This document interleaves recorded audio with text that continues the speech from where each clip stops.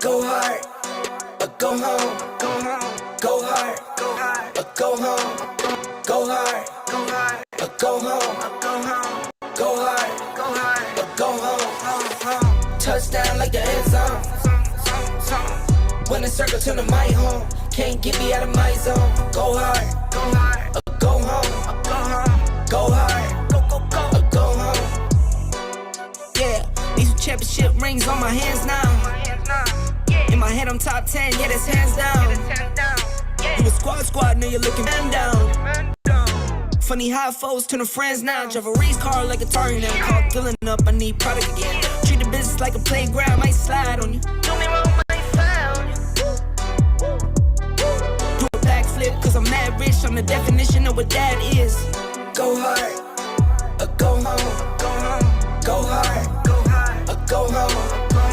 Go hard, or go home.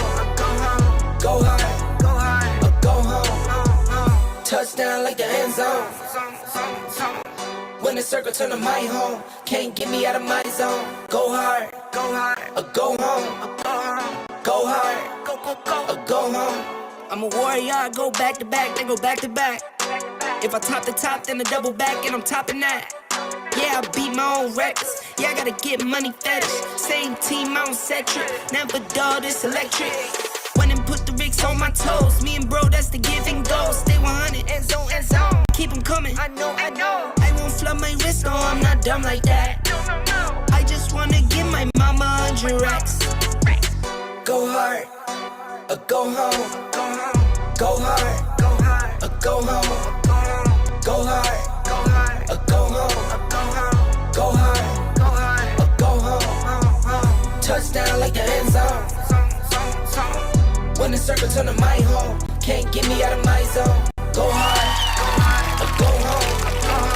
Go hard, or go home. Whoa, what's going on? Keep on. We're not saying music. Hey, go hard or go home.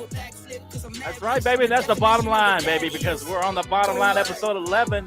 You better go hard or go home. It's time, baby. Yeah, let's do it. Welcome to episode 11 of the bottom line, man. What's going on? Good, bro. Good, man. Do it? All right, man. Let's do it. Hold on. I'm trying to set this up real quick. Last minute adjustments here. All right, welcome to episode 11 of the bottom line. All right. Hey, as of Friday night, we had 387 members on the Facebook group. And I was like, I was going to come on the show today and say, hey, let's get it up to 400, right? Let's get it up to 400.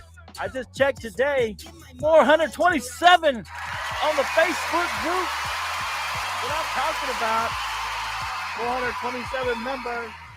Let's shout out to all the members out there. Hey, 427. Yep, go ahead. We're gonna have 500 on Memorial Day weekend. 500. Let's go. 500. Let's 500 by Memorial Day Let's do it. weekend. All right, Let's please share this right now live, or if you see it on when it's recording later on, go ahead and share it then. Like, comment, all do the all social that good media stuff. apps out there.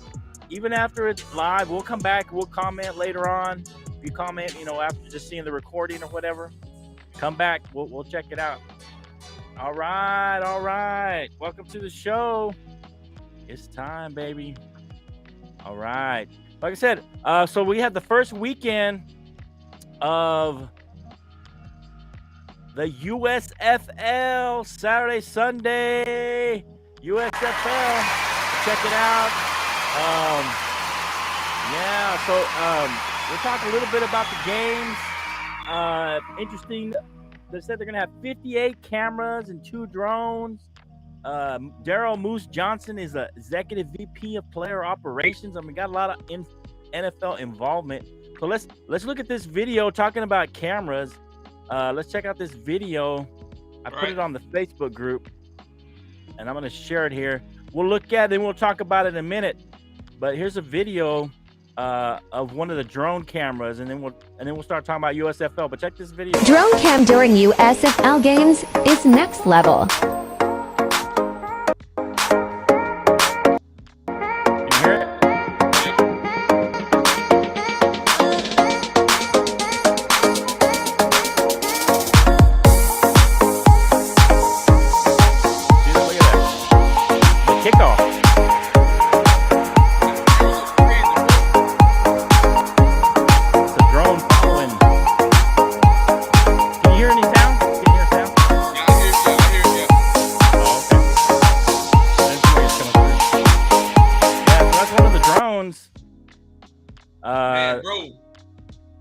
Looking at that, I don't even think the NFL is even that in depth. Right. Yeah. Okay. Yeah, it's crazy. Yeah. Can you see me? Are we good? Yeah, I see you, bro. Looks like we're having, I got you. Okay, looks like we're having issues here. Something's happening. That's that. I know that's the analyst, man. I don't know his name, but I've seen him. Chris Broussard. Chris Broussard. Yeah. Sorry, yeah. Yeah, so hopefully we're coming through. It seems like we froze. Let me revamp this thing. Okay.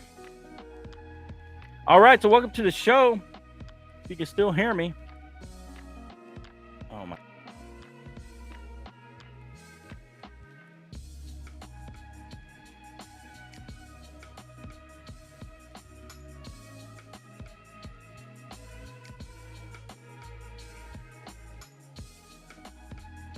Yeah. Got your back. All right. Good. Yeah. I don't know if I refresh it. So anyway, Okay. so we're gonna talk about a little bit about the USFL, so it was the New Jersey Generals were on Saturday, I believe. They played. They beat the Gamblers. Won't beat the New Jersey Generals 12-17. Yeah, and then the Philadelphia Stars beat the New Orleans Breakers. Well, no, they were on a weather delay. I think they've already started, but they were on a weather delay earlier. And then I think Michigan lost to got the team Michigan lost to. Michigan lost to. Let me see. Houston. Where? The Michigan. Let me see. Michigan Panthers lost to the Houston Gamblers. Yeah. Gamblers 17-12. Yeah. 12-17. Yeah. Luis Perez on the first game, he had 143 yards. He had 2 touchdowns, 179 QBR. Jamar Smith. So there was a Hispanic quarterback for the Generals and then an African-American quarterback for the Stallions. They were the starting quarterbacks. Yeah, Jamar Smith, he had 156 yards, 130 passer rating. He threw 1 touchdown. So, yeah, it was a good game. Let's see. I was going to show one of the some highlights of it. Yeah, one highlight here. Let me see if it'll share. Hopefully it doesn't lock up on me again. Let's see. Which one was it? I'm trying to find the right one. I think is it this one? Yeah, this one right here. All right, so look at this highlight. This is a nice highlight. Let's check it out. First pass through the air. Perez, all kinds of time. Online, he's got a man open. Under throw, he still got it. Ryan Satterfield goes up and gets it. How's that to start the ball game? Wow. 49 yards on the pass play. I love the play call. Mike Riley goes up over the top. Randy Satterfield is an electric player. Yeah, Satterfield had a pretty good game. I'm trying to see what he had, but I think he had over 100 yards passing on that. But that was a nice play What did you think overall? The games you watching the games? What did you think overall of the games? Like, to be honest, Flo, man, I really like watching Birmingham play the Generals, man. And like I said, the overall concept of this type of football is amazing, man. Right. The way they play the game, the guys they got playing the game of football, and the way I've seen the cameras. Right. I mean, as I told you earlier, man, Terrell Owens is 48 years old, and he out there getting it in. So I mean, I think this football league is really gonna boom, man. I mean, give them a couple of games, maybe a few months or so, give them a little traction, and I think they're gonna blow up, bro. From what I've seen, how they manage the cameras and all these different things like that. Yeah. Let us know what you think in the comments of the games. If you watched any of the games, I'm trying to see if I can get this to come on here. I'm gonna share another little. Here's and then we'll talk about. But this is another little highlight. But this is kind of showing how they do the first down marker. Let's kind of see what happens here. Let me see here. Hopefully it plays really well. Right back to the quarterback sneak goes Patterson. Here's the first down marker.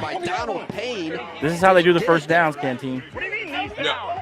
Replay that. So they have like a chip, and it shows you where the ball landed as in reference to the first down. And so that was short inches. So they're able to monitor with a chip in the ball instead of having to measure. And so in a pile like that, man, that's pretty good that you could just do that, you know? Hey, bro, from what I'm seeing, man, right? The NFL need to step up their game, bro. If you got technology that's advanced like that to show you inches, come on. Right. Yeah, I mean, because they got some kind of chip on the ends of the ball, and it shows you exactly where the ball's at. That's pretty cool. So anyway, so talking about the USFL, there's a couple of rules in there. Just there's an onside kick. So like if you're behind, you can either kick an onside, a traditional onside kick, or you can just take the ball from your 33-yard line and go for a 4th and 12. If you get a first down on one play, you get to keep ball. So either you can kick an onside or go for a 4th and 12 from your 30. Now if you don't get it, the other team gets it on your 33, you know, so that you give them a short field. So it's kind of a gamble, but at the same time, it gives you a better chance than an onside kick if you need to pick, you know, score again, right? I'm saying if you give them a short field, you give them something to work with. Oh yeah, well typically in something like that, if you got to kick an onside kick, you're probably behind and you have your running out of time. Trouble, but that gives you an option. Hey, let's go for a 4th and 12. Try and get a first down, and we get to keep the ball instead of trying to kick an onside kick. But you can do either or. So that's kind of a cool thing. Let me see. What's the other thing I was going to look at? Let me see. So a defensive pass interference is another one of the rules that I was going to talk about. So defensive pass interference, it's going to be more like the college game for the USFL. You know, usually in the NFL, if you throw it downfield, you throw it 50 yards, and it's PI, it's a spot foul. You get it right there at the goal line. For the USFL, if it's over 15 yards, you only get a 15-yarder. You don't get a spot foul. Yeah, you only get 15 yards for PI. What? Yeah, it's crazy. I mean, it's a little bit like the college. Now, if it's less than 15 yards, then you get a spot foul. So if it's like 10 yards, you know, past the line of scrimmage, you get it right there at the 10-yard line. So 10-yard line, that's it. 10-yard line. 10 yards. Well, I'm saying from the line of scrimmage. If it happens within that 10 yards, okay, I got you. If it happens within the 15 yards, yeah. But if it happens past 15, you only get a 15-yard penalty for PI. Okay. So that could be like I mean, you could look at it both ways. You could say, man, a guy could interfere, you know, at the 1-yard line, and you only get 15 yards. You only get 15 but yards. You still get a first down. Yeah, I kind of like that because sometimes those spot fouls and those PIs, you get like 50 yards, and nobody caught it. It's just like a PI. So yeah. And then the other thing they have as far as the another rule that they have that I kind of like, and Drew, the Charger fan, kind of told me the XFL had a similar rule, but they have you can either go for a traditional extra point after a touchdown, or you can go for a 2-pointer, right? You kind of, I guess you can go back to the 5 or 7-yard line. And then there's also a third option. You can go for a 3-pointer from the 10-yard line. So you have an option to go for a traditional 1, 2, 3. 1, 2, or 3. So if you're down by 9 or 10, you can get 9 points. You go for the 3-pointer and get 12 points. And you get 9 points. 9 points. I'm saying if you say you had 9, but if you try, you get to 6 right for a touchdown, and then you get 3 for the extra. So that's 9. Yeah, I got you. Yeah. If you want to go for 2, you get 8. If you want to go for 3 points, you get 9. You get 9. Yeah. So what do you think? I mean, is that something you think the NFL would go for? Hell no, man. You don't think so? Maybe not that one. Man, it's kind of cool though. I mean, if you think about it, you get to go for it, and if the defense like turns over and scores a touchdown, then they get the 3 points instead. If the defense, like blocks it or gets an interception, gets a pick 6. From what I've seen so far about this new league, man, I like the rules and I like the way the point system is structured, but I like the way they assess and you can see the game. Right, they have a lot of camera angles. Man, the NFL ain't touching them with that, man. They not. Right. I'm sure they're gonna look. I'm sure they're gonna look at the XFL when it comes out. They're gonna look at the USFL, and I'm sure they're gonna try to adopt some of these things. You know, if they see like they work, it seemed like they were trying to adopt some of that stuff. You know what I'm saying? Absolutely. Yeah. So we'll see what happens. Let me see. Let me open the chat here. See if anybody's in the chat. Like, share, subscribe. Let us know what you think about USFL. Have you looked at it? What do you think? What do you think of the new rules we've been talking about? Let us know what you think. So speaking about that, let's look at the NFL. Apparently, Kyler Murray camp says that there will not play unless there's a new contract extension. The Cardinals haven't, and the Cardinals haven't yet given him an offer. So let's look and see what these guys had to say on first things first. Let's look at that, and then we'll talk about this contract dispute with Kyler Murray. Yeah, let me bring it up. Hold on. Okay. All right. Okay. And really think about sitting it down and shutting it down for the whole I hear you, bro. I gotta start figuring out a new deal because that's the current status we're at with the NFL. No. Pay your quarterbacks if you believe in your quarterback. He's not making He's not going to go pay for $5 million. It makes no sense. Oh my gosh! Wow, the craziness. Wiles, I would love to negotiate against you. Hey, I won't play. Oh, okay. All right, let's sign that deal. No, I mean he's gonna play. He's gonna play. Deshaun. All right, I'm serious. He's going to play. All right. First of all, there's questions about his leadership already. Okay. And if he is willing to sit out this season, his 4th in the NFL, when he really hasn't established anything, look good, obviously, at points especially. But he hasn't established that he's going to be an elite quarterback for the next 10 years. If I'm another team, I'm looking at this like there are already questions about his leadership. Now he's willing to sit out rather than have the competitive juices to go out there and really show that he's elite. He's only played 3 years, and most quarterbacks, or many, don't get an extension at that point. You see what he's saying? Now that makes me question his intangibles and commitment to winning even more. All right, look, I got 5 words for you, Wilds. Jared Goff and Carson Wentz. Those are the two guys who got big deals after their 3rd year, and they hadn't fully. They actually did more. Some of them did more. Goff did more than Kyler did at that point, but they were mistakes. Unless you're Patrick Mahomes or Joe Burrow or a Josh Allen, you're not. I'm not giving you the huge extension after 3 years. Allen had made the playoffs twice, Nick. Mahomes was MVP and Super Bowl champion. Lamar Jackson, who I would have given it to, MVP. Joe Burrow obviously got to a Super Bowl. Kyler has yet to throw for 4,000 yards. And last year didn't even run for 500. His running's going to get less and less. And he's been banged up or injured 2 of the last 3 seasons too, Nick. So I'm waiting. This is exactly all right. I'm calling his bluff and not paying it. Okay. Let's see what the other So guy. there's 5 quarterbacks, Wilds, in the last 7-8 years that have gotten paid on the schedule Kyler wants to get paid. Because what you're doing with his salary is disingenuous, in my opinion. He was the number 1 pick of the draft. His salary is set by the league, essentially, as far as what you get at that draft. It was a 4-year, $36 million deal with a 5th-year option for almost $30 million.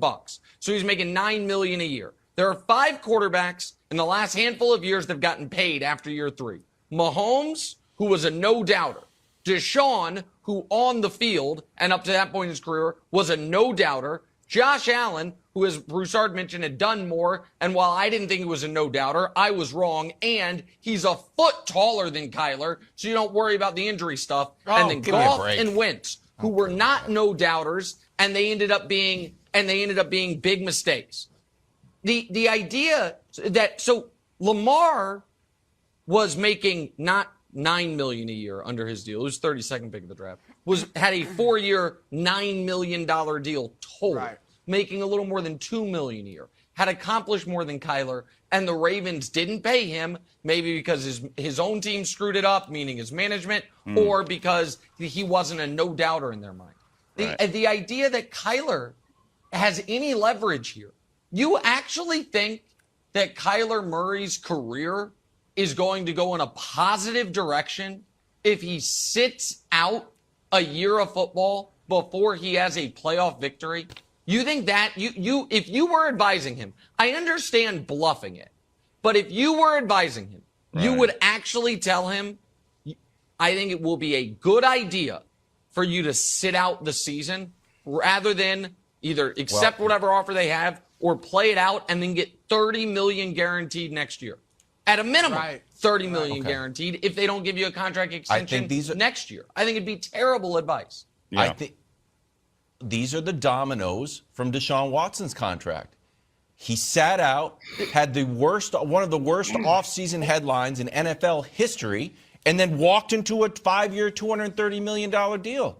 So, I think it's on the board that he sits out.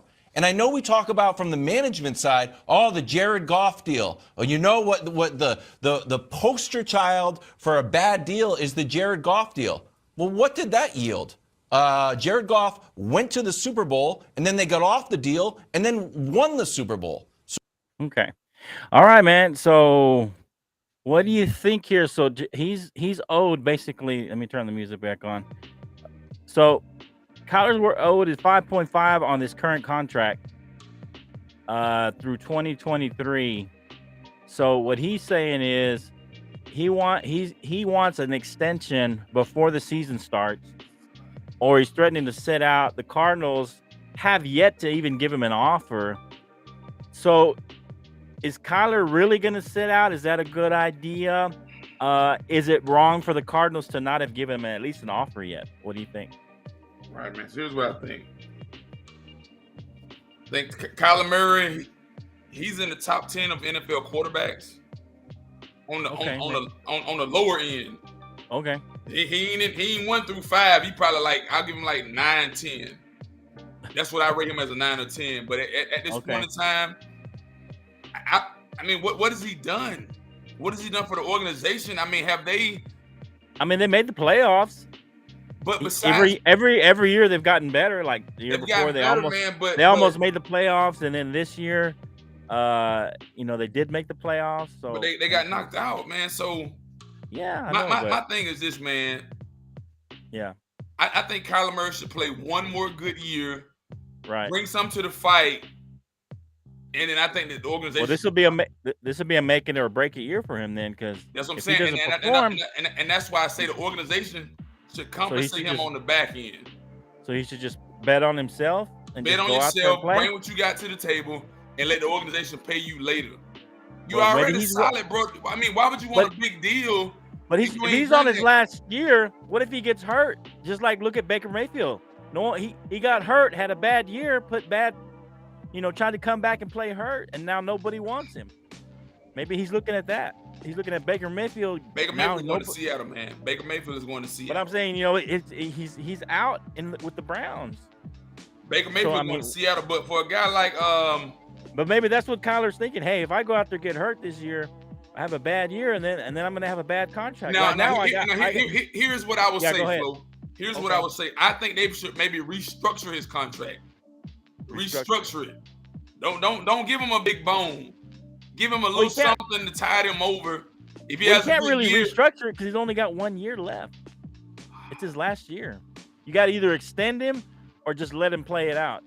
there's no restructuring it because it's only 1 year. It's only 1 year left on the contract. I let him play it out, man. Let him play it out. Yeah, let him play it out. Bro. And what about Kyler? What do you think he should sit out? Man, that's on him. I mean, but do you think it's a good idea for him to sit out?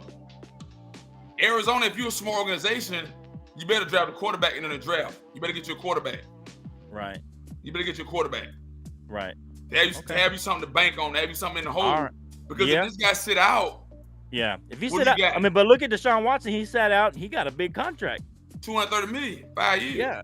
I mean, but he's not really Deshaun Watson, but still, he sat out and got him a good contract. But Deshaun Watson got a lot to prove this year. He got a lot to prove. Yeah. Yeah, he does. We'll see what happens. Let us know what you think. Is it a mistake for Kyler Murray to threaten to sit out? He may just be a threat, and then he's going to end up playing.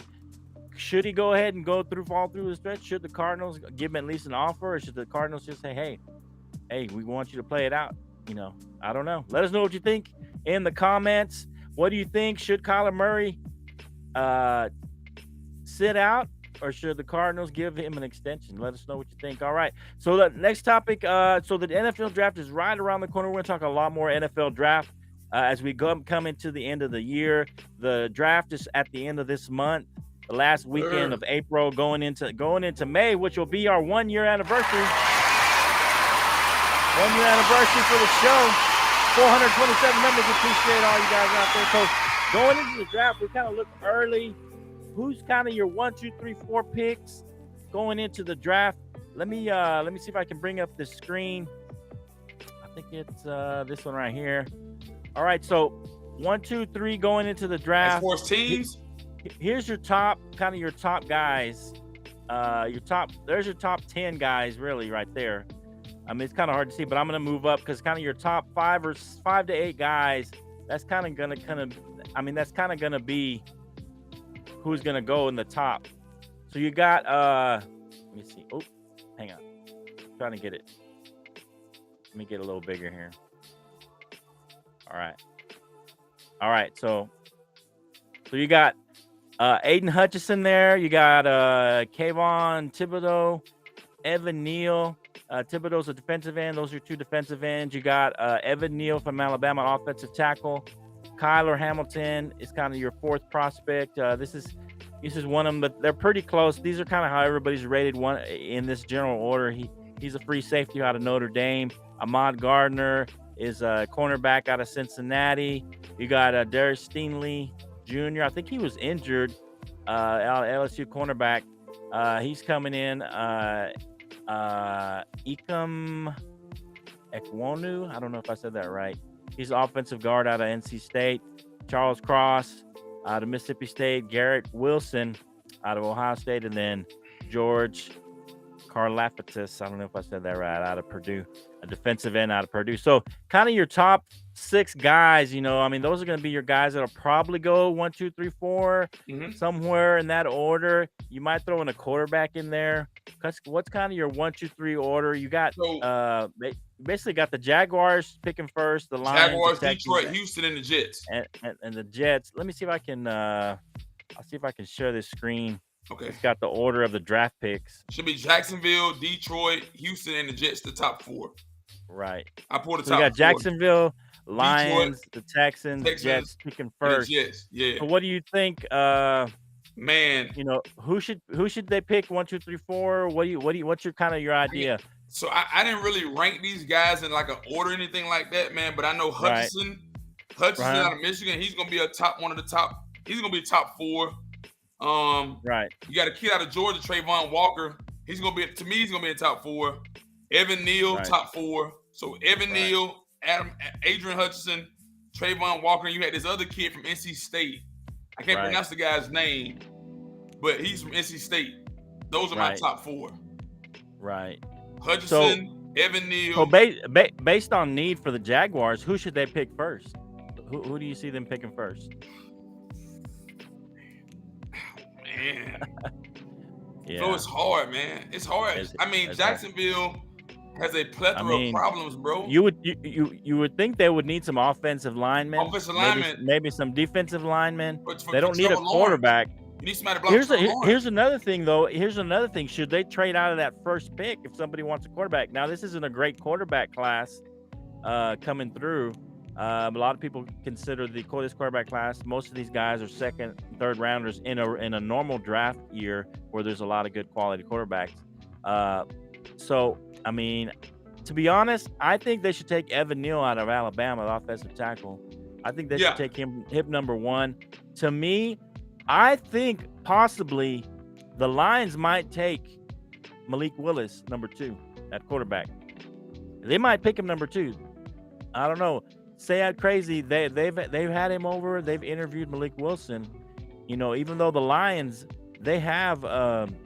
But no, did you see that with Malik Willis? They was talking about sending him to Seattle. Malik Willis, like being drafted by Seattle. Liberty, they was talking about sending him to Seattle. Like pick at number 9. I don't know if he'll go that long. I think he'll get picked before then. He'll probably go like first 5. Unless Seattle drafts up, you know, moves up in the draft. Seattle picks number 9. I wouldn't be surprised if you guys pick him at number 8. Malik Willis. We pick him up. Yeah, I wouldn't be surprised if y'all pick him up if he's still on the board. If he's on the board, bro. I'm gonna say the Lions. Yeah. I think we can draft the guy and groom him for the future. Yeah. Okay. Yeah. If the Lions end up taking Malik Willis, I think that the Texans will pick up Aiden Hutchinson out of Michigan, the defensive end out of Michigan. And then I think the Jets will probably pick Kayvon Thibodeau out of Oregon. He's also another defensive end. He rated 93 rating coming out of Oregon. Garrett Wilson is probably your best wide receiver right now.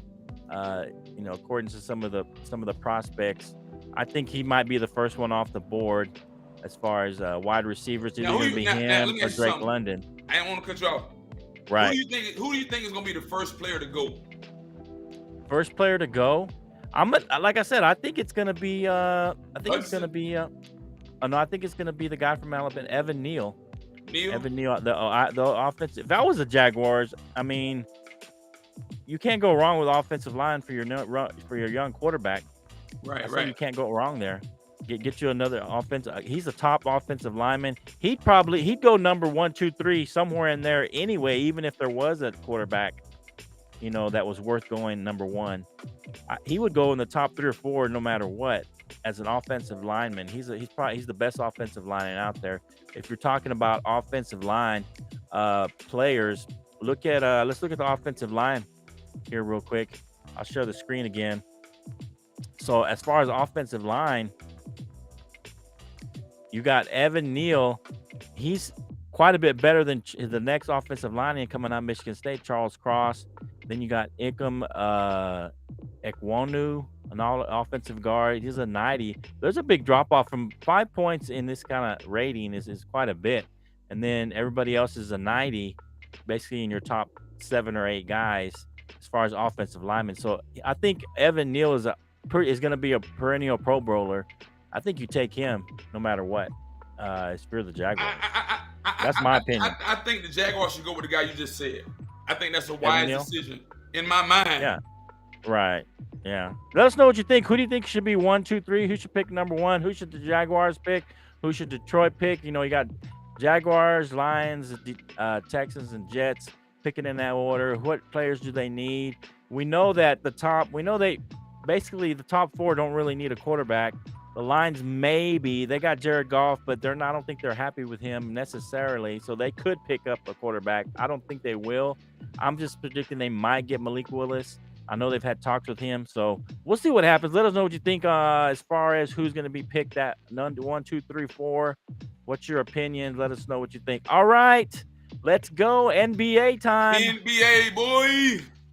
NBA time. So we'll talk a little NBA. Let's talk NBA, and then we'll watch a couple of highlights from some games earlier today. Hang on, let me bring up the lineup here. So, man, I want this to come up right. Okay. So anyway, before we get into the NBA playoff, let's talk a little Pelicans. They were knocked out of the play-in. the Pelicans are not going to be in the playoffs, are they? Did they get knocked out? No, they're in, right? Pelicans still in, man. Yeah, they're still in, but they ended up making it. The Pelicans will play. Who are they playing tonight? Phoenix, I think. Phoenix. They'll play the number 1 seed. So the Pelicans have already made it clear that they're not going to play Zion Williamson. He may be ready to play. He's posted a few videos of himself doing a 360 dunk. I think he was warming up with him or something the other night. Yeah. So, but according to the Pelicans reports, they're not going to play him at all this year. No matter how far the Pelicans go. I mean, we're assuming they're not going to beat the Phoenix Suns. You know that. You know better. But I'm just saying.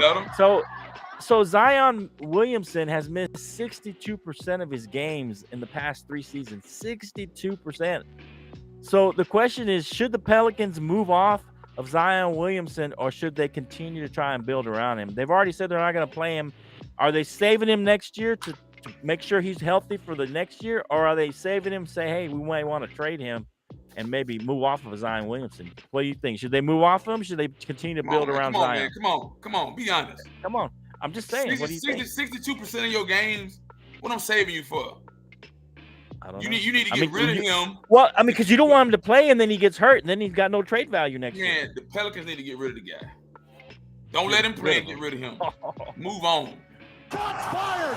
Shots fired! Okay. Why are you holding on to somebody that's injury prone? He's a big pro. Zion. I mean, he was lauded coming in. He's been injured. He's missed a lot of time, but man, he's still got a lot of upside. A lot of upside. We talking about right now. Right. But I'm just saying. The Pelicans, man. They're barely relevant. Phoenix will beat them in 5 games. 5 games. Phoenix will beat them in 5. Shots fired! 5 games. Shots fired! Why don't you just say a sweep? You think a sweep? You want to bring the brooms out? You said, you want to bring the brooms out? You want to bring the brooms out? Sweep them out. Sweep them, baby. All right, you said bring, but man, listen. Zion Williamson, he is irrelevant, man. He's not value added to the organization, in my opinion. Well, with him injured, he's not relevant. But next year, he should be healthy. But CJ McCollum's a veteran. He's played really well. Till next year? They have Brandon Ingram there. I would wait till next year and just take my chances on him, because Zion Williamson is a generational talent. I mean, he's a big guy. He can play. He can really give you a lot on offense. He can give you some on defense. He's just been injured. I think it's safe. I think it's good that they saved him. Hey, let's wait till next year, even if we make the playoffs. Let's save him from next year. Make sure he's healthy. And then if nothing else, if they really want to move off of him, I mean, look, they make the playoffs without him. Decent team, right? Right. They made the playoffs without him, so that means they got a decent team. They have a decent organization. That's what right now the team is playoff worthy. So add Zion Williamson to the mix, a healthy Zion Williamson. I think they become a threat in the West, other than just a play-in team. I think threaten the bottom half of that West. They don't become the number 1 team, but now, they become a threat. Yeah, go ahead. But right now, Flo, they ain't doing too much, man. Right. Yeah. But they made the playoffs, so I think they should wait on Zion and let him play. Let him come back next year and come back healthy, and just continue to build around him. All right, let us know what you think in the comments. Share this, like this. Luka Doncic suffered a calf injury end of the regular season. He missed game 1. He's still to be determined for game 2, and they were playing at home, right, Canteen? Yes, sir. And they lost at home to Utah. They're down 0-1. If Luka misses game 2, and Dallas goes down 0, does Dallas have to be 1-1 when Luka comes back in game 3, or can Luka bring him back from an 0-2 deficit? What do you think? What do you think? Man, bro, to be honest, yeah, the Dallas Mavericks in trouble at this point, man. Either way, they're in trouble. They're in trouble. Luka need to get back ASAP. I say that. Okay. Luka need to get back expeditiously, because if he don't, right, they in trouble, man. If they lose the next game, So you think if they're down 1-1, if they end up winning the next game, they're still okay with Luka coming back. But if they're down 0-2, they're done. They done, bro. Going back to Utah. Stick a fork in them boys, man. Yeah, that's gonna be tough. I think so. Let me be honest now. I mean, Luke. Yeah, go ahead. Let me be honest. Let me be honest, Flo. Let me be honest. The Jazz played them really close last night too. Now they only beat them by 6. Right. Now they played them close. Now here's what you got. Without Luka. Without Luka. Right. Now, if the Mavericks can win tomorrow night, they making noise. If they lose tomorrow night, it's over. They going to Utah. Ain't no, bro. You go 0-2. You let them come on your home turf and beat you 2 games. Then you going to Utah. Right. You can cancel it, bro. You think so? What? Okay. No, I got you. Yeah, I mean, I think it's pretty crucial that they win game 2 with or without Luka. They were in the game for the most part, so I think it is crucial that they go at least 1-1, going in back to Utah. Got to be up 1, then Luka can come back. Maybe they can steal game 3 in the Jazz, with the Jazz. And so, yeah, I don't know. I think they have to go 1-1. I think Luka has carried that team, but it's going to be a tough road. It's going to be a tough road ahead, bro. If you're down 0-2 going the into Mavericks Utah. do not win tomorrow night, dog. Right. Like I know. Let's be real. Yeah, that's true. All right. So we had a good game. Let's watch some of the end of the highlights of game 1 between the Celtics. Probably going to be the series of the first round. This series is going to be amazing. I mean, if this first game is any indication, this is going to be an amazing series. Let's watch some of the ending highlights here from the fourth quarter here of this series. It was just back and forth on this. Just over game. 10 to play. Let's watch some of this. Down 9. Kyrie for 3. It's a 6-point game. Next Nets possession. Kyrie feeling it. You hear it? Same spot, same result. Nets making a 3-point game, part of an 8-0 solo run for Kyrie. Look at that. 8 to play now. Kyrie to KD. KD had a rough 3. night. Got it. But Nets up 2. First lead since late the first half. Part of a 13-0 Brooklyn run. Started the run down 9. End of the run up 4. Wow. Under 6 to play. Nets up 2. Durant to Kyrie from the wing. Buries it. Nets up 5. Big boy buckets. Large lead of the game for Brooklyn. Boston not going away. 3 to go. Man. Marcus Smart driving on Kyrie. Look at this. Up and in for Marcus Smart. We're tied at 107. 90 seconds to play. Tied at 109. Kevin Durant. Hits. Got the roll. Gets a nice bounce there. Nets But back do you up see, 2. man? Next Brooklyn possession. Kyrie. Oh my God. For 3. And Flo, Kyrie is a Muslim. Brooklyn in front. He by been 3. fasting all day. He 20 seconds to go. Kyrie trap. Yeah. Gets it to Durant. Come Shot on, clock man. running out. 17 Come on, seconds. bro. Put up a shot. No. Oh, he missed it. No good. Celtics up the floor with time. Wow, this is tough. Right. Look at this. Look at this. Smart. They're down 1. Looking End of for the game. Jason Tatum. I thought Smart was going to shoot that. Spinning past Kyrie for the game Oh. winner. At the end of the game, a little layup, buddy. Off. Jason Tatum. He got First career game-winning up, buzzer man. beater. Have a day, kid. Oh, my God. Oh, my. Wow. Celtics win it 115-114. Oh, what a game in Boston. indeed. Kyrie Great. Irving finished with a team-high Crazy. 31 points. The Yep. last 2, the biggest of the game.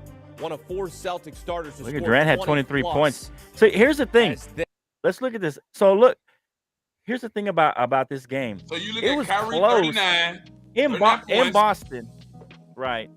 39 Tatum points, had 5 31. rebounds, 6 assists, 4 steals, 1 block. Durant had Right. 23. I mean, the guy's putting up 4. numbers, bro. I mean, Durant had a bad shooting night. He was 9 of 24. He only had 23 points. And they almost won in the South. Durant's not going to have a game like this again. Durant's not going to have a 23-point game and he's him shooting 9 of 24. That's not Kevin Durant. He's probably one of the most efficient players in the NBA. He's not going to have this kind of game again. So the fact that they almost won that game, I say Brooklyn, takes a positive out of this and say, hey, man, we almost beat them in their own home court with Kevin not being Kevin, right? KD not being KD, right? So to me, if I think they can take the next game, this is going to be a long series. This may go 7. It going 7. I'm thinking this may go 7. Listen what I'm about to tell you now. Shots fired. Let's go. If Brooklyn can win Tuesday night, it's going 7. Yeah. I think if Brooklyn can take one of these games, they almost took this one with KD having a bad night. So as long as Kyrie comes back and gives you something like what he gave you this time, he doesn't have to give you as much, but he has to give you something close to that. So we'll see what happens. Let us know what you think of this series. We're going to go into the next topic. So as the season comes to an end, your top 3 MVP candidates. What do you think in your top 3 MVP candidates for the season? So here's the question. Who's your top 3 as a person? Me, you, whoever, and in the comments, whatever you want. Who's your top 3? Team top 3. And then who's the actual top 3 that people are going to actually pick? Because sometimes we disagree. The fans disagree with the so-called experts, right? So let me know. Give me your top 3, and then give me the top 3 you think that are actually going to happen in the actual. All right. Let me know. Canteen's top 3 gonna be the people top 3. That's what I'm about to tell you. The people's top 3. Canteen's top 3 are the people top 3. Okay. Right. Here we go. All right. Here we go, bro. Okay. You got this one cat. He scored about 30 points a game, 50% from the field goal, 12 rebounds, 4 assists. Right now, my top player in the NBA is Joel Embiid. Number 1, Embiid. Number 1 in the NBA right now. That's your top. Embiid. Okay. Number 2, 35 points a game, 13 rebounds, 5 assists. Giannis. Giannis is number 2. You got Embiid, then you got Giannis. Number 3, the people gonna go with what I'm going with. This guy scored 30 points a game, 51% from the field goal, 7 rebounds, 6 assists. Kevin Durant. Embiid. Kevin Durant. Giannis, Durant. What? Kevin Durant, he missed too many games. You can't give him the MVP. You like? Okay. All right. Now, who do you think that is actually going to be? Well, let me give you mine. Then we'll think, and then we'll see who we think that's actually going to be. The people who actually get a vote. To me, I got kind of the same guys, but I got Embiid in there. I got Giannis in there, and I got the Joker in there. The Joker's in there for me. Nikola Jokic. To me, man, if you think about it, the Joker's been missing half of his squad. He hasn't had what's his name? Let me hang on real quick. Let me bring up the thing. I always forget people's names. I'm terrible at it because I'm getting old, I guess. But anyway, here, I'll give myself a laugh. But he hasn't had Jamal Murray, who's his second leading scorer all year. He hasn't had Michael Porter Jr., which is another stud for them. He's been missing 2 of his top stars, and he's kept them in the playoffs. Nikola Jokic has kept them relevant. He scores 27 points, 8 assists, and 13 rebounds. To me, you have to put him in your top 3 based on how he's kept them relevant without without Michael Porter Jr. and without Jamal Murray, who is your second leading scorer. I mean, how can you put him in there? Right. In there. Yeah, so to me, Joker has to be in there, somewhere in there. To me, he may not be the MVP because I think Giannis should be number 1. I think Joker I'm gonna put Joker 2 because he's had a tougher road. Without him, that team would not make the playoffs. and then I'll put Embiid. I think they could still make the playoffs without Embiid, but I think Harden would have been there all year. But Embiid's have a great year too. So that's my top three: Giannis, Joker, and Embiid. So who do we think is actually going to win it? What do you think? Who do you think the actual voters are going to vote for? Probably Embiid, man. You think so? Probably Embiid, dog. Yeah, I think they're going to give it to Embiid. Embiid is a solid player across the board, man. Because like I said, the brother 30. I mean, you could give it to you could give it to 30 points a game. So he's shooting at least 50% from the field goal, right? 12 rebounds a game, 4 assists, man. He's built all the way around. And who is Philly playing in the playoffs right now? Who they playing? Philly? Who is Philly playing? Who are they playing? I don't know. Who are they playing? Hold on. I can't remember, bro. Hold on. Who are they playing? The Philly Raptors. is playing the Toronto Raptors. Right. The Raptors. What about it?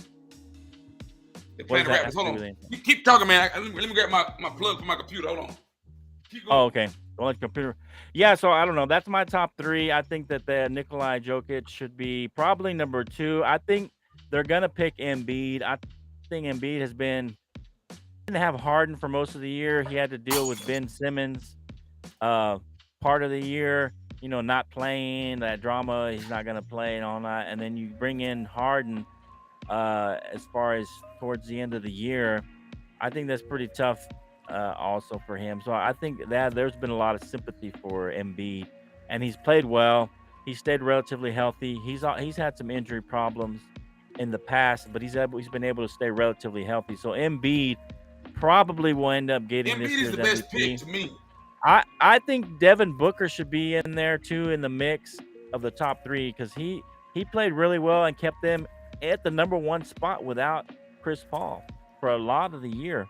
The second half of the year, I think Chris Paul was out after the All-Star game. He's been out since the All-Star game. Yeah, Paul's been out since February. Yeah, and Devin Booker kept him as the number 1 seed. They could have fallen apart a little bit without Chris Paul, but he's kind of kept them in there. Right. You know what I'm saying? Absolutely, bro. Yeah. So I don't think I think they should give Devin Booker a little more credit. So your top 3. Your top 3. Relay out your top 3. I did. I laid it out already. You said Embiid. I know. I said I think it should be Giannis. I think Giannis has had a great year. Yeah, he's kept them together. He's also dealt with Holiday and his who's the other guy? Middleton. Both of them have been injured in and out of that lineup throughout the year. I just think Giannis. There's been a lot of pressure on them. He's improved on his free throws. He's improved his 3-pointer. He's gotten better. He won it last year. Did he win it last year? Yeah. But anyway, I think Giannis and the Joker, I think those are people, a lot of times people get tired of the same guy. So that's why I think it's going to be Embiid. Embiid, yeah. They got to change it up a little bit, bro. People want to change it up. Just like Michael Jordan probably could have won it every year he was in. Once he started winning championships, he didn't. Just like LeBron probably could have won a bunch in a row, but he didn't. They gave it to a couple other guys. So, it's just you get, hey, we got to give it to somebody else. It feels like they got to spread the love sometimes. So they got to give it to somebody who's having a great year. And I think Embiid's had a really good year, and I think they're gonna end up giving it to him. That's my opinion. All right. Yeah. So let's wrap it up. We got let's see. There's a 76ers Raptors series. Let's hear with this video. We'll hear, and then we'll wrap it up with this talk about the Sixers and the Raptors. What's going on with them, and let's see what let me share this, and let's listen to what they got to say, and then we'll talk about it a little bit out on the other side here. The question is, will either the Sixers or the Raptors have a chance to be the Eastern Conference representative? That series, as El just said, is probably the most intriguing of the Eastern Conference first-round matchup. Steve, will we learn from the Sixers and Raptors? Well, we're going to learn a lot about James Harden. We're going to learn what he's made of. Here's the reality of the situation. This is a guy that's a 3-time scoring champion, at the very least, went 3 straight years averaging over 30, 5 straight years averaging over 29. All those years were in Houston. We know he modified his game to some degree. He was an MVP candidate in Brooklyn last year because of the selflessness with which he's played. He has arrived in Philly, hasn't been the same. 22, 10, and 7 are not numbers to sneeze at. But they're not enough. Not when you got trade, not when you were acquired in exchange for DeAndre Drummond, 2 first-round picks. Daryl Morey's job, his image, his reputation is on the line. Harden's future money is on the line. And Embiid at a championship, that's on the line as well. This is about James Harden, this series right here, and then some. Michael Wilbon, what do you think? I agree, Stephen A., with everything you just said. But because I agree with everything you just said about Harden, I think Tyrese Maxey becomes the key to this series. I don't think the Sixers, look, they'll be happy, they'll be thrilled if they get, the typical 27 to 35 point production per game in this series from James Harden. But Stephen A., I don't think, and Jalen and Greedy, I don't think they can sit around waiting on that.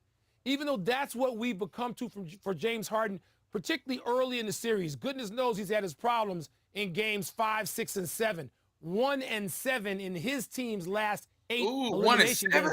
That ain't good. So I think Max, James Harden's who has emerged, he was, I guess, my second choice for most improved player this year. Steadily got better. And then with the net and the net. Both ends of the floor. I think that he is going to have to continue to emerge in these playoffs. They're counting Houston and the Raptors, man. They'll beat them in that series, man. Power. Joel Embiid. Then who they play next? MVP. Harden has won an MVP. I have to look at the bracket. Let me tell everybody what the Raptors have. A championship pedigree. Yeah. And the other thing y'all better pay attention to, he was a good player. He never won versus Dr. Ring. Because the way he continues to scheme the Toronto Raptors. Yeah, they ran up against Van Vliet Jordan likely will and the be Bulls. All-NBA defense, third in the NBA and made threes. Pascal Siakam had one of the best 15 seasons. Pascal Siakam. So speaking about that, so just to wrap it up a little bit, this is kind of an off topic question, but is James Harden under the most pressure in these playoffs, or is it somebody else? James Harden has a lot of pressure. Probably another couple guys are probably under a lot of pressure in these playoffs would probably be Chris Paul, since last year he was there. Nah, man, right? I mean, as you stated, you said Durant, you said James Harden. I think James Harden got the most pressure on him. Or Chris. James Harden got to win, bro. You talented, you bring a lot to the table, but can you win? Can you win in clutch situations? Can you get to the next round? Can you get to the finals? Can you win a championship? Kevin Durant got championship. Chris Paul got championship. Now, Chris Paul, Chris Paul doesn't have one yet. He went last year, but they lost. He went last year, but they lost. They lost to the Bucks. Yeah, it's on Harden, bro. You got traded. Part of me wants to say KD, because KD he went and won a championship, but he went to Golden State. Everybody knew Golden State was going to win. Nobody thought Golden State was not going to win a championship. Yeah, I'm an undercover Golden State fan, right? Okay. But didn't you when KD went over? You're like, everybody knew that was gonna win, bro. That's like okay. That's what I'm saying. So to me, KD is under a lot of pressure because the Nets is his team, just like OKC was his team, and he couldn't win a championship in OKC. Of course, he had Westbrook, and we all know Westbrook's hard to win with. But this is his team. He went to the Nets to win. He went there to play Harden and Kyrie. Harden jumped ship because Kyrie, was playing only home or was playing away games or whatever. But I think KD's under a lot of pressure here. I agree to that it's really close between KD and Harden, but I think Harden probably is. But James Harden gonna get James Harden. They're gonna get past the first round. They're gonna beat the Raptors. You think they are? Kevin Durant got a lot of pressure on him, man. The Raptors are no pushovers. If Brooklyn don't win Tuesday night, they're in trouble, bro. They're in trouble. Okay. Brooklyn? Yeah, they lost tonight. Yeah, but they played a close game. I don't see them. I don't think they're in trouble. I think. If they lose Tuesday night, what you gonna say? They're in trouble, bro. They're in a little bit of trouble, but typically 0-2 is not a bad thing. If you win game 3 at home, you're 2-1, you're back into it. Really, when you go down 0-3, you're in big trouble. I think 0-2 for the Mavericks without Luka is pretty big because I mean, Luka is the main star there. He's like Luka is still young. Everything centers around Luka in the organization at Dallas, man. Right. But I think Brooklyn, because they have Kyrie and KD, I don't think 0-2 is a death sentence for them. I think they'll win game 2. They were so close this game, and KD's not going to have an off shooting night again. So I don't think that's a death knell for them. But yeah, I think Harden, because Harden is under the most pressure because he got out of Oakland and he signed, I think, with Houston at that point, and he couldn't take them. He had a terrible playoffs when he was 1-7. When he made the playoffs. Said 1-7. He was terrible, but he cannot. It's not so bad. Play consistent basketball in a playoff situation. He was the lead guy over there in the playoffs, man. He is very inconsistent in the playoffs. Right, he was a lead guy in Houston. He was the main guy. He was the MVP candidate. I don't know if he won MVP that year, but I mean, he was an MVP guy. I can't remember if he won MVP that year, but. And they got knocked out too early. You know, Chris Paul, I think, got hurt. But still, I just think Harden is under the most pressure because he got out of there. He pushed his way out of Houston to get to the Nets. And then he gets to the Nets, and he pushes his way out of the Nets. He underperformed last year. Remember with KD? Yeah. He was, I'll give you this much, Harden was injured last year a little bit. He was hurting. But he didn't perform last year either. And then if you look at this first game, he only scored 22 points. He was 6 for 17. He didn't have a great game. They won the game, but he didn't have a great game. Subpar. He wasn't great. Subpar basketball player, man. I think if they end up beating the Raptors in this series and James Harden doesn't play well, he's going to have even more pressure in the next series. I think if he can turn his series around and start playing well, he might be able the pressure will start. Yeah, the pressure will come off of him. But if he has a bad series, but they still win, I think the pressure mounts for him to have a good series in the next round, even if they win against the Toronto Raptors. Yes, sir. All right, let us know what you think. A lot of big show today. A lot going on. We're going to do an anniversary show at the end of the month, 1-year anniversary of the show. Maybe we can round up Les or somebody. Bring somebody back. Man, so what we'll do, let's bring Les in the fold, man. Let's give away some gift cards or something. Some trivia. Right. We'll figure it out. We'll figure it out. We'll talk it over. We'll figure it out. We'll do something. But yeah, big show at the end of May. Yes, sir. Probably our last show on Sunday. We'll see what happens. We'll try to figure it out. But we're on Sundays for now. We'll do that show. It'll be May the 1st, I believe. Yep. But that'll be our 1-year anniversary of Let's Flow and Canteen, Let's Flow, and the bottom line, all that good stuff. But this thing's been going on for a whole year. So, yeah, we'll do something. Hey, it is what it is. It's been great. It's been fun. It's been a lot of work. You know, sometimes it's been tough, but we pulled through. Patience, perseverance. We'll keep going. We're going to keep going. We're going to see what happens. We'll see where it goes. 427 members in the Facebook group. Hey, on the Facebook members. Hey, thank you so much. Hey, yeah. 500 before Memorial Day. 500 by Memorial Day. 500. I like it. 500. I'm out, bro. Yeah, that's it, man. Thank you for joining the show, episode 11. Appreciate everybody that was on there commenting, all that good stuff. We'll see you next time. All right, bro. On the bottom line, baby.